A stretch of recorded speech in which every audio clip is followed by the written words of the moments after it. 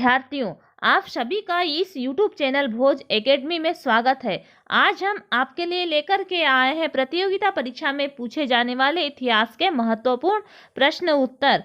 तो यह पूर्वी जो प्राचीन इतिहास है उसके महत्वपूर्ण प्रश्न उत्तर है और आने वाले वीडियो में भी इसकी प्रकार के इतिहास के और भी महत्वपूर्ण प्रश्न उत्तर डाले जाएंगे। तो लगातार वीडियो को प्राप्त करने के लिए आपने यदि इस चैनल को सब्सक्राइब नहीं किया है तो आप इस चैनल को सब्सक्राइब करें, बेल आइकन दबाएं, वीडियो को लास्ट तक देखें और वीडियो को अधिक से अधिक शेयर करें। तो देखिए कि पूर्व पाषाण युग में मानव की जीविका का मुख्य आधार क्या था। तो मानव की जीविका का मुख्य आधार शिकार था। पूरा पाषाण काल का प्रथम आविष्कार क्या था। तो सबसे पहले आग का आविष्कार किया गया। मानव ने सर्वप्रथम किस पशु को पालतू बनाया था। तो वह था कुत्ता। नवयुग में कुछ स्थानों में कब्रों पर बड़े बड़े पत्थर लगा दिए जाते थे, उन्हें क्या कहा जाता था। तो यह महापाषाण काल कहा जाता था। फिर देखिए प्राचीन काल की धातुओं का संग्रह कौन सा विभाग करता है। तो यह पुरातत्व विभाग करता है। भारत का सबसे प्राचीन नगर कौन सा है। तो भारत का सबसे प्राचीन नगर मोहेंजोदड़ो है। हड़प्पा नगर की खोज किसने और कब की। तो हड़प्पा नगर की खोज 1921 में सर जॉन मार्शल और राय बहादुर दयाराम साहनी ने की थी। सिंधु घाटी सभ्यता के समय प्रमुख बंदरगाह कौन सा था। तो सिंधु घाटी सभ्यता के समय प्रमुख बंदरगाह लोथल था। सिंधु घाटी के लोग किन देवताओं की पूजा करते थे। तो मातृ देवी शिव की पूजा करते थे। सिंधु सभ्यता के निवासी किस धातु से परिचित नहीं थे। तो सिंधु सभ्यता के लोग लोहा धातु से परिचित नहीं थे। हड़प्पा वर्तमान पाकिस्तान के किस जिले में है। तो हड़प्पा है मोंटगोमरी जिले में। आर्यों का मुख्य निवास स्थान माना जाता है। तो आर्यों का मुख्य निवास स्थान है आल्प्स पर्वत के पूर्वी क्षेत्र और यूरेशिया में। आर्य भारत के किस प्रदेश में सबसे पहले आकर के बसे। तो आर्य पंजाब में आकर के बसे थे। सभ्यता की नींव डाली। तो आर्यों ने वैदिक सभ्यता की नींव डाली। आर्यों का सबसे प्राचीन वेद कौन सा है। तो आर्यों का सबसे प्राचीन वेद ऋग्वेद है। आरंभिक आर्यों का मुख्य पेशा क्या था। तो आरंभिक आर्यों का मुख्य पेशा था पशुपालन और कृषि करना। उसके बाद में देखिए कि आर्यों की भाषा क्या थी। तो आर्यों की भाषा संस्कृत भाषा थी। वैदिक युग में सर्वोच्च अधिकारी कौन था। तो वैदिक युग का सर्वोच्च अधिकारी राजा होता था। वैदिक युग में ग्राम का मुखिया क्या कहलाता था। तो वैदिक युग में ग्राम का मुखिया ग्रामीण कहलाता था। आर्यों को किस नई धातु की खोज की। तो आर्यों ने लोहा नई धातु की खोज की। ऋग्वेद में किस नदी का सर्वाधिक महत्व है। तो ऋग्वेद में सरस्वती नदी का सर्वाधिक महत्व है। आर्य धार्मिक अवसरों पर क्या पीते थे। तो सोमरस पीते थे। आर्यों के सर्वप्रिय देवता कौन थे। तो आर्यों के सर्वप्रिय देवता इंद्र थे। महापुराण कितने हैं। तो पुराणों की संख्या है 18। प्राचीन भारत के महाकाव्य कितने हैं। तो प्राचीन भारत के महाकाव्य 2 हैं, रामायण और महाभारत। जैन धर्म के प्रवर्तक कौन थे। तो जैन धर्म के प्रवर्तक ऋषभदेव थे या संस्थापक ऋषभदेव थे। जैन धर्म में 24वें तीर्थकर कौन है। तो जैन धर्म के 24वें तीर्थकर महावीर स्वामी हैं। महावीर स्वामी का जन्म कब और कहाँ हुआ था।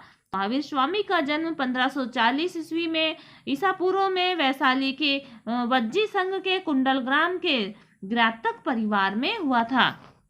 महावीर की माता और पिता का नाम बताइए। तो महावीर के पिता का नाम सिद्धार्थ और माता का नाम त्रिशाला था। महावीर के बचपन का नाम क्या था। तो महावीर के बचपन का नाम वर्धमान था। जैन संघ की स्थापना किसने की। तो महावीर स्वामी ने की। जैन धर्म के त्रिरत्न कौन कौन से हैं। तो जैन धर्म के त्रिरत्न है सम्यक ज्ञान, सम्यक विश्वास और सम्यक आचरण है। महावीर के अनुसार 5 महाव्रत कौन से हैं। तो महावीर के अनुसार 5 महाव्रत हैं अहिंसा, अमृता और औचार्य, अपरिग्रह और ब्रह्मचर्य। महावीर ने अपना पहला उपदेश कहाँ दिया था। तो महावीर ने अपना पहला उपदेश राजगीर में पाली भाषा में दिया था। फिर देखिए कर्नाटक में जैन धर्म के प्रचार का श्रेय किसे जाता है। तो यह चंद्रगुप्त मौर्य को जाता है। बौद्ध धर्म के संस्थापक कौन थे। तो बौद्ध धर्म के संस्थापक महात्मा बुद्ध थे। गौतम बुद्ध के बचपन का नाम क्या था। तो गौतम बुद्ध के बचपन का नाम सिद्धार्थ था। सिद्धार्थ गौतम का जन्म कब और कहाँ हुआ? तो यह कपिल वस्तु के निकट लुम्बिनी नामक गांव में हुआ था सिद्धार्थ का जन्म। फिर देखिए कि बौद्ध साहित्य में बुद्ध के गृह त्याग की घटना किस नाम से जानी जाती है? तो महाभिनिष्क्रमण के नाम से जानी जाती है। महात्मा बुद्ध ने सर्वप्रथम सबसे पहले उपदेश कहाँ दिया था? तो सारनाथ में दिया था। अष्टांग मार्ग का पालन करने की शिक्षा किसने दी थी? तो यह महात्मा बुद्ध ने दी थी। जातक कथाएं किससे संबंधित है? महात्मा बुद्ध के पूर्व जन्म की काल्पनिक कथाओं से संबंधित है। महात्मा बुद्ध ने अपने उपदेश किस भाषा में दिया? तो पाली भाषा में दिया। बहुजन हिताय बहुजन सुखाय का सिद्धांत किसने दिया? तो यह बुद्ध देव ने दिया। महात्मा बुद्ध की मृत्यु कब और कहाँ हुई? तो महात्मा बुद्ध की मृत्यु ईस्वी में कुशीनगर में हुई थी। मगध के सबसे प्राचीन राजवंश के संस्थापक कौन थे? तो ये भद्रथ थे। बिंबिसार किस वंश के थे? तो बिंबिसार हर्यक वंश के थे। और बिंबिसार किस धर्म को मानता था? तो बिंबिसार बौद्ध धर्म को मानते थे। बिंबिसार ने किस नए नगर का या शहर का निर्माण किया? तो वह था राजगृह।